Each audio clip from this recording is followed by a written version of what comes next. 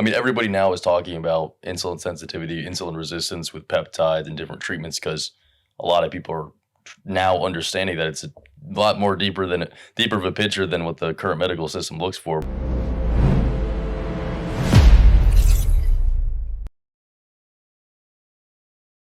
I want to start with just what is insulin resistance? And obviously, like we know both sides, how can we become more insulin sensitive? But let's start there. Yeah, no, I do feel like the term insulin resistance is extremely popular. And that's because it's an extremely real problem. And it's something that, with the rates of obesity in America, a lot of people do deal with. And even people who are not obese, just from poor diet choices, poor lifestyle choices can absolutely deal with insulin resistance. And insulin is basically the thing in your body that shuttles glucose into your cells, right? Yeah. Glucose is one of our primary sources of fuel, right? So think of insulin as the key that unlocks your cells to let glucose in and fuel your cells, right? So the reason that's important is because, once that key and that lock are worn out, then effectively you can't fuel the cells properly, but you still have all of this fuel floating around your body and it has to go somewhere. Typically tends to store as visceral fat in the liver, and causes a lot of issues, downstream in other places. And, the reason that matters is because it could really make you feel like shit. It could cause you to accumulate body fat more rapidly than someone who is insulin sensitive would. It could cause more difficulty in getting rid of body fat. So, insulin resistance and insulin sensitivity, obviously that's, on a spectrum. You can be super insulin sensitive, you can be super insulin resistant, you can be everywhere in between. But not only is it vital for physique, fat loss, but obviously your health, your energy levels as well. Super important. Yeah. I mean, insulin, just the peptide hormone is like, for replacement therapy, is $1 billion business. And so why are so many people injecting insulin? Well, obviously there's certain use case scenarios where insulin is absolutely necessary, such as type 1 diabetes. Yes.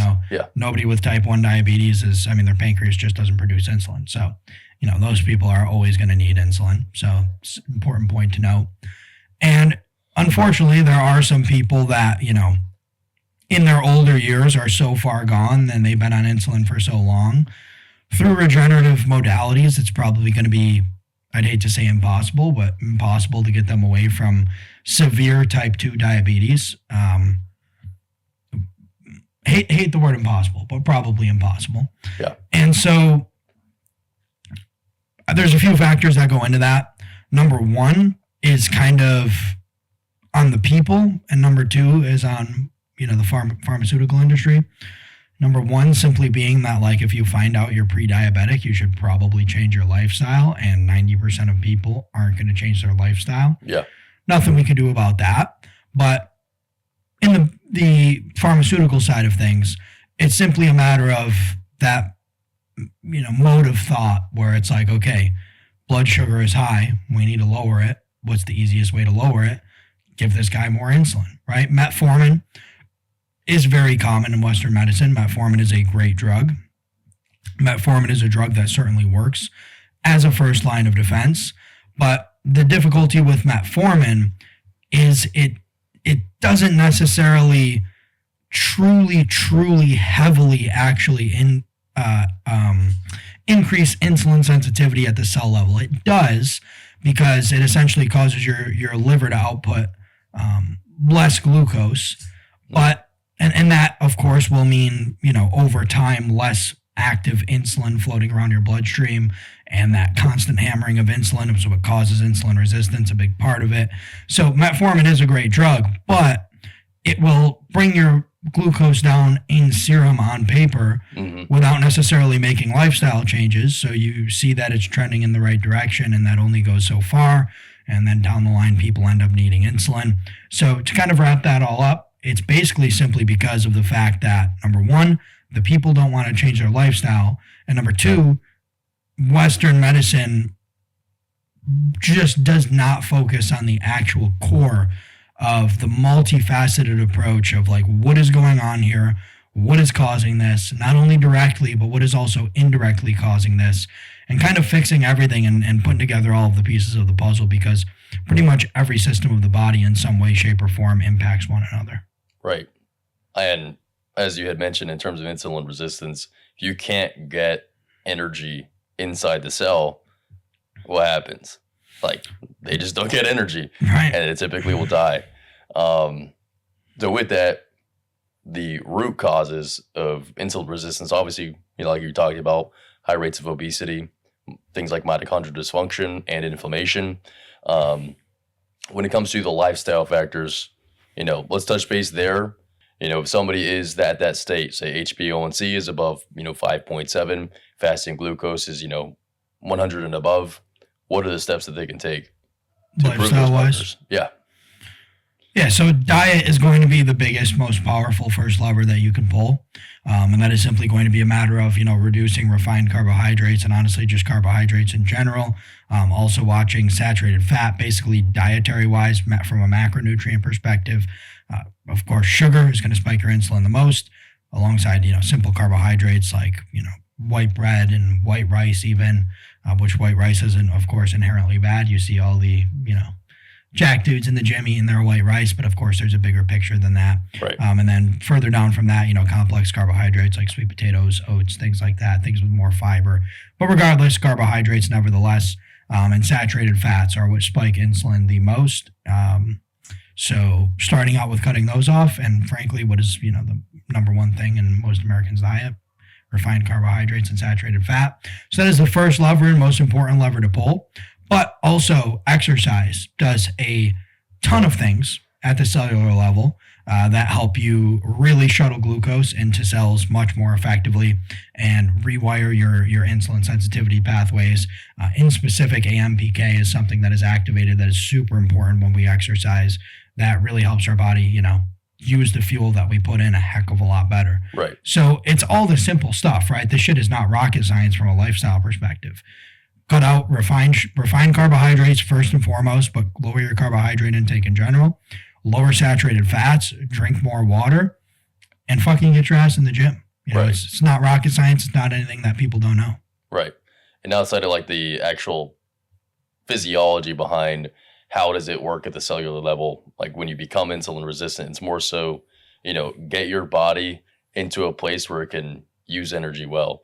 Because say, diet is the same. You have like your macros, calories equal. But you have a jack guy with a ton of muscle and a very overweight person. What happens to that rice? As you had mentioned, what happens to that rice when it goes in? It's dependent on per person. Do they absorb energy differently, or That's a super good point, because you could have a 300-pound lean shredded bodybuilder who's cranking 1,000 carbohydrates a day. With a caveat there, he's probably going to have fucked lab work as well. But, right. Compared to literally your 300-pound, just overweight, obese American eating the same amount of food, and their labs are probably going to look worse. Obviously anabolics and, really heavy abuse on the body, insulin abuse in bodybuilding, probably a poor example going to that far of extreme. So, let's just say we had an unenhanced athlete, 200 pounds lean, great physique, versus, someone who was 250 pounds but fat, eating the same amount of food, and they're both eating at maintenance, right? Right. Well, how does that make sense? One of the guys is 50 pounds heavier and fat. This guy's 50 pounds lighter and lean. They're eating the same amount of food, and it's their maintenance calories. One guy's shredded, one guy's obese. It's not necessarily that they absorb their nutrients differently, right? Like, apart from, again, getting really into the weeds with nuanced bullshit, like gut inflammation and stuff from the person who is unhealthy, they're going to essentially absorb those nutrients the same in their digestive tract. But the question then becomes, where do those nutrients go? Right. And that is one of the main reasons that insulin resistance is so undesirable, because when you can't get the damn nutrients into the cell, into the cells that we want them to get into, like our muscle cells and fuel our mitochondria, then all of those nutrients, like I said, are going to float around. They're going to get stored somewhere, typically going to get stored as fat, visceral fat, all of those things. So it's more so, do they not, yes, they absorb it the same, but what happens to those nutrients once they're absorbed? Yeah. What are the first key signs that are indicating that you might be on that side of insulin resistance? first key signs, typically speaking, if you get like heavy fatigue after eating, that's a super big sign that you have some insulin resistance, because insulin does make you a little bit sleepy. And when you have insulin resistance, your body's pounding out more and more insulin, but also just that sugar floating around and not being able to get into the cells. And your body, think of it as like really fighting to push it into the cell, is definitely going to make you have some post-meal fatigue. And also body composition in general. Like if, let's say you were historically a little bit overweight, and all of a sudden, you flip the switch and now you're in the gym and you're just finding yourself not being able to lose weight, which is obviously something that we see super frequently. In those scenarios, basically just your inputs don't equal your output when it comes to weight loss. That's a huge sign that you have some insulin resistance. And to be honest with you, most young, lean guys are not going to see this issue. So we're typically going to be talking about it in a context of, heavier individuals, higher body fat individuals. So when you kind of flip that switch, you're truly putting in all of your effort, those things we talked about on the lifestyle side. And again, your input is not equaling the output that you see relative to your peers. Then odds are you do have some insulin resistance, probably some other, compounding cofactors going on alongside the insulin resistance. But those are probably the two most glaring things. So the quicker that you can turn that meal into active energy to use, and say use that for your lift, like pre-workout carbs, for example, if someone who's insulin resistant or overweight and they say eat some carbs, they just get fatigued right after. Yeah, and of course on a spectrum, obviously the more insulin resistant you are, the shittier you're going to feel after eating carbs. But yeah, absolutely. Yeah, I think that goes into mitochondrial health as well, because obviously we know that the mitochondria's job is to turn, food into active energy. But that can be a whole, different topic when we talk just optimizing your mitochondrial health. But, we now kind of have a basis of what insulin resistance is. And the goal is, of course, to be more insulin sensitive. Yeah, so we already talked lifestyle, right? We talked about obviously it's the low hanging fruit. It's no secret. It's no surprise. It's not something that literally everybody on planet Earth doesn't know. Just stop living like a fat motherfucker and everything's going to be okay, right? Get your ass in the gym. Ideally, specifically, do some HIIT cardio. That is going to be very potent on the stimulation of AMPK, and really just help your body, get into a much better state from an insulin sensitivity perspective. But all those things we talked about are it. That's really all it takes to, be less insulin resistant. But on the pharmacology side of things, there's some more traditional ones that we did touch on briefly, like metformin is oftentimes a pretty good first line of defense. However, there's some caveats to metformin. Metformin can lower IGF-1. IGF-1 that is something that is extremely desirable when you want to have a good physique. And IGF-1 is pretty good for a lot of stuff. Not just our physique, but not to dive too deep down the IGF-1 pathway here. Metformin is a good drug, but again, can lower IGF-1. A little bit undesirable there. And like we touched on earlier, we kind of touch on how it lowers your blood glucose, and not the most ideal. So really kind of getting down to the nitty gritty and looking at things on a cellular level. Again, we know with insulin, the goal is to be able to shuttle fuel into our cells so that what can then go ahead and use that fuel to produce more viably used energy, the mitochondria, right? So you did just touch on the mitochondria. And in order to fix insulin resistance, apart from those lifestyle things, right, from a pharmacological standpoint and apart from metformin as well, there's two areas of focus that we could look at. Number one is simply the mitochondrial pathway. And then number two, we have our GLP class of drugs that is extremely beneficial for insulin resistance. And retatrutide being the most profound there because of its action, not only on the GLP-1 and the GIP, but also the glucagon receptor. But even tirzepatide does a fantastic job at really helping insulin sensitivity. And one of the reasons for that, too, is that GLP-1 pathway activation. That's the one that, lowers your appetite. Yeah. And that is almost going to force you into eating less terrible foods for you, because if you do, you're going to get nauseous and feel like shit. Exactly. So even like semaglutide, like I'm not a fan of semaglutide because it solely relies on that GLP-1 pathway. You're probably going to see a lot of muscle loss. Your gut is going to get a little bit fucked up. You're not going to absorb your nutrients as well. So for like your young dude or your older dude who's trying to get jacked and shredded, just needs a little bit of help losing weight, I don't like semaglutide at all. But for like a 400-pound fat person, I'm actually a huge fan of semaglutide. Like, yeah, let's make them fucking, make them not feel good when they eat like shit. That'll teach them not to eat like shit, True. Right? Yeah. But tirzepatide and retatrutide are really going to be the gold standard there, of course. Retatrutide kind of taking the cake over everything else. So we have our GLP-1 family of drugs and then mitochondrial optimization. You could also talk about lowering inflammation and how important that is for insulin resistance and insulin sensitivity, because when you are in an inflamed state, it can really directly inhibit the way insulin functions and getting, nutrients into the cells. So really depends on individual blood work, individual circumstances to understand what pathways are going to garner you up the most leverage. But I would say if you kind of had to like tier these as like what is going to be the most blanket fitting all the way up to the most niche, it would be like your GLP-1s, that's standard, right? Like if you're dealing with some heavy insulin resistance, something like retatrutide is going to be great, and it's pretty much going to be, I hate to say the word one size fits all, but one size fits all for someone who is overweight with insulin resistance. Yeah. For the most part, right? Maybe not someone who is insulin dependent though, because things get a little bit tricky there. But then from there, probably mitochondrial optimization, because that's so tied into how our body uses our fuel, and then inflammation would probably be third there. That's a little bit more person specific. Someone who may be dealing with, systemic chronic inflammation. I mean, you could even make the argument that someone who's not overweight, who has horrible systemic chronic inflammation, could have insulin resistance pretty much solely from that. But it's not going to be as severe. I'm glad you brought up retatrutide. I have seen incredible, insane results, on labs with Reta.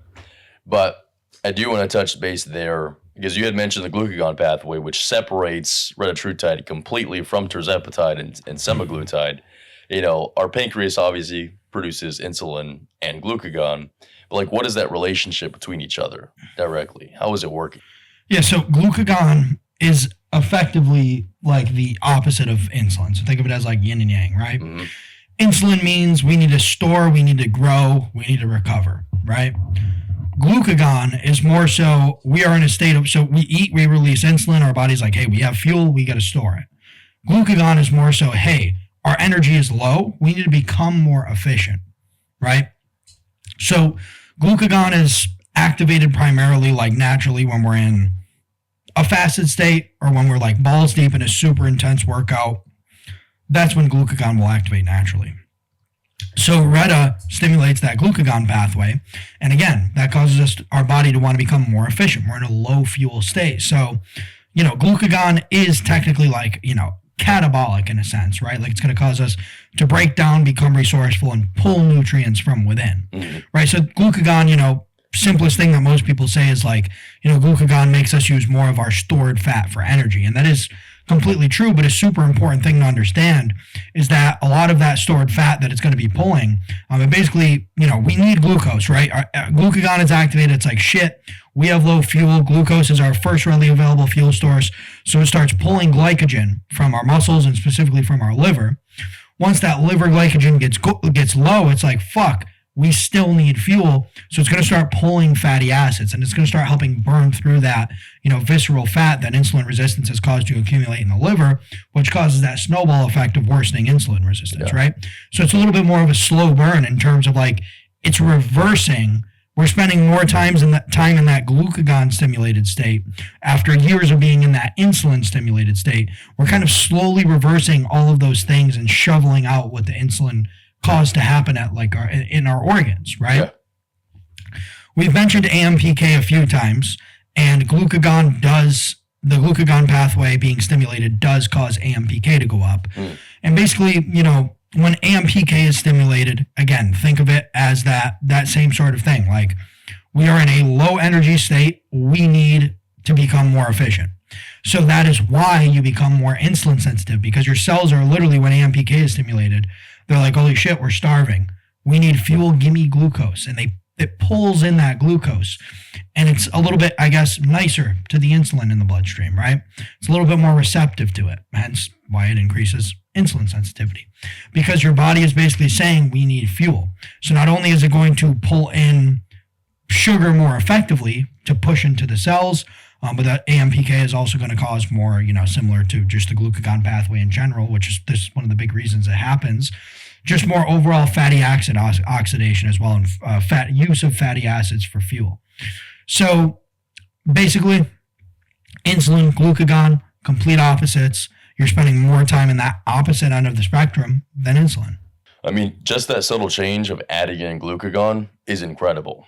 When we look at blood work and say somebody loses 30 pounds of body fat, or just taking retatrutide, things like your ALT, AST, ALP, liver enzymes, actually go down if they were elevated before. And of course, your fasting insulin, fasting glucose, HbA1c markers, triglycerides, all of these things all trend in a positive direction. I think, not to interrupt, but I think that's a super important point to touch on, is like, what are we actually looking for? Because we touched on it briefly. We mentioned like A1C. Mm-hmm. We mentioned, how someone could have a fasting blood glucose that's in range but still be insulin resistant. You look for those long-term cues, and you just mentioned a bunch of them. So what were those? You have insulin, fasting glucose, ALT, AST, ALP for liver enzymes typically will be elevated if your liver is being stressed from, say, high triglycerides, or of course, subtle alcohol consumption over the weekend, or, if your liver's fat, you got stored fat. If your liver's being stressed from all the triglycerides, your liver is the filtration system, for your body, and then you're just going to get elevated liver enzymes. So even that will improve with, improving your insulin sensitivity, or just, really losing body fat. But I think one important thing to address as well, like we talked about, how can you tell what are the early signs of insulin resistance? You check on blood work. You check where your insulin levels are at. And of course, fasting glucose. A good math equation to use is HOMA-IR.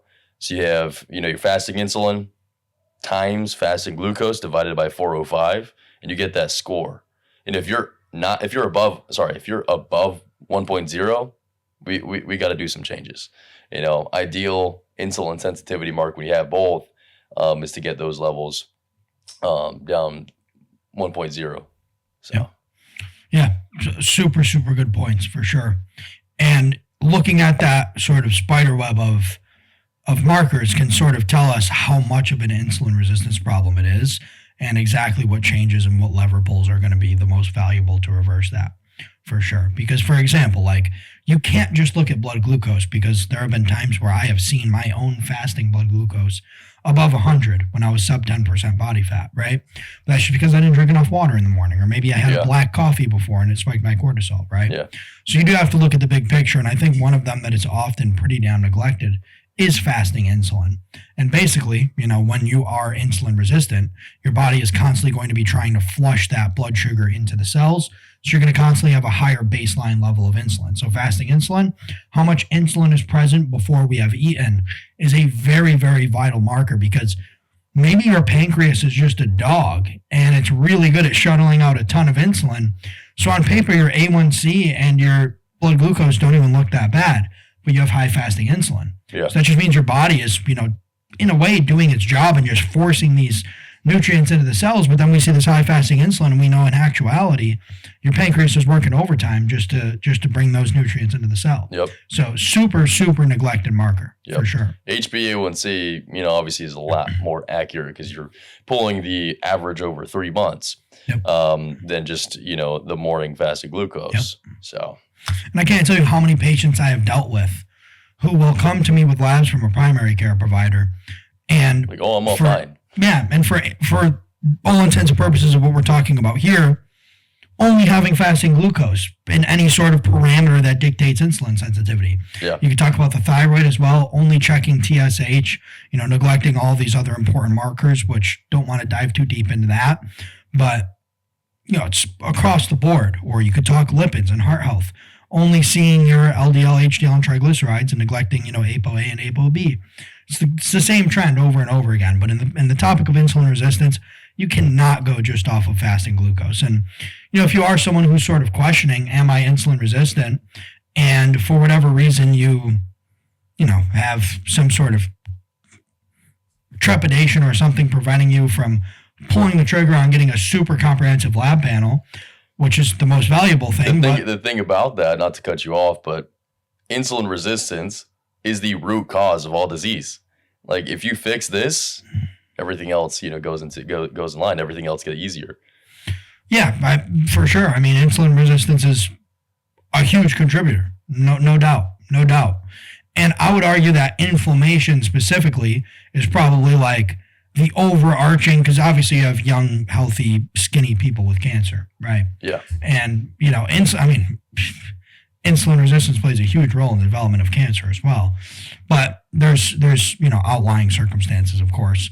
But essentially what I was going to say is you could literally go to Walmart and spend $20 on a fucking finger pricker for diabetics. And you could check your glucose in the morning. Yeah. You could check it 2 hours after every meal. And you could check it, before bed, ideally 3-4 hours after your last meal, and get a very good idea of how your blood glucose is trending throughout the day, based on the amount of carbohydrates that you ate.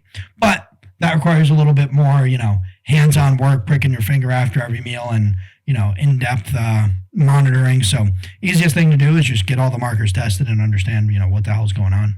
Yeah, very true. I mean, that just goes back to the importance of blood work. It always circles back to that. It does.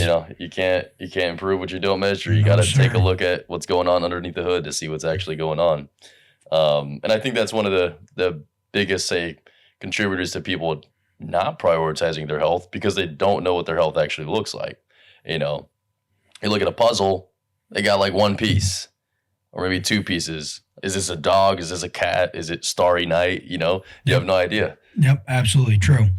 And, as it pertains to that puzzle, right, we have the puzzle of like what really the overarching theme here is, what does that puzzle look like to fix insulin resistance, right? Right. You start off with your first pieces of the puzzle, and that's kind of the diagnostic. Like, hey, I'm fat. I can't lose this fat. Tired. I'm tired, exactly. Then you start building out that puzzle, and it's like, okay, to get these next pieces, we need labs. And then to complete that puzzle and resolve it, we need intervention, right? So in a stepwise process, very straightforward. You look for these things that we're talking about in terms of what you may feel. You get labs in order to just clear up any ambiguity whatsoever. I mean, even if you feel fucking good, you should always have lab work. At least every 6 months at the bare minimum. Yeah. Not to interject there, my apologies, but I used to never check my blood work. But now it's just like kind of addicting. It's like playing a game. Like, okay, like this marker's out. Like I want to improve this. Yeah. I mean, for the years and years that I was absolutely abusing my body, I got labs every 3 months at the bare minimum. Yeah. Quarterly labs at a bare minimum. And anytime something happens, I was able to jump on it and resolve it, quick before it was an issue. Yeah. But yeah, so building out that puzzle, you get your labs, you get your diagnostics. That'll answer all your questions and cut through any ambiguity, right? You see that that's the case. What do? We look lifestyle first and foremost because your ducks need to be in a row before you start pinning yourself with peptides. And then we look at that tree, right? We have, retatrutide and the GLP-1s. We have mitochondrial optimization, which is, your SS31, your MOTC, your NAD+, other things as well, but those probably being the most powerful 3 compounds for what we're talking about here. And then on the inflammation side, if you find that labs show you that you are in a state of high inflammation, you have your KPV is probably going to be, for insulin sensitivity specifically, and just really lowering all forms of systemic inflammation by shutting down kind of like that genetic master switch, NFKB, that causes all that downstream inflammation. KPV is probably going to be the go-to there. So it's not that damn complicated. Of course, check your hormones. If you have low T, you're going to be more insulin resistant. But you just draw the data and you simply plug in according to what the data shows you, as long as your lifestyle is in check. Yep. Majority of people, if they've had a doctor visit, for sure they check their fasting glucose. But again, as we had mentioned, there's so much variability in that. So anybody watching this obviously should get their, fasting insulin checked. If say you're concerned on your health, number one, or if you're trying to get more jacked and shredded, say you hit a plateau in the gym, I can't, what's going on? I have no idea why I haven't lost weight in the last, 6 months or so. Labs, again, tell you everything. So, yeah. Yeah, and one thing that I think is super important to point out here, just on the topic of labs, is like one of our executives, I don't know if you saw, but basically pulled the Elite Performance Panel, which is like a 75 biomarker panel. Lives a super healthy lifestyle, does everything right, has his hormones optimized, but he was still fucking exhausted. He's pulled labs time and time again, but never got super deep. Found out he had an absolutely crushed RBC magnesium. So super heavy cellular magnesium deficiency. And after taking all of these peptides, all of these compounds, all of these supplements, going to the gym, optimizing sleep, optimizing training, optimizing nutrition, still felt like shit, and it came down to one fucking micronutrient. Yeah. Right? So that's why it's so important. Super important. Yeah, if y'all are watching this, blood work is king. Absolutely. Yeah.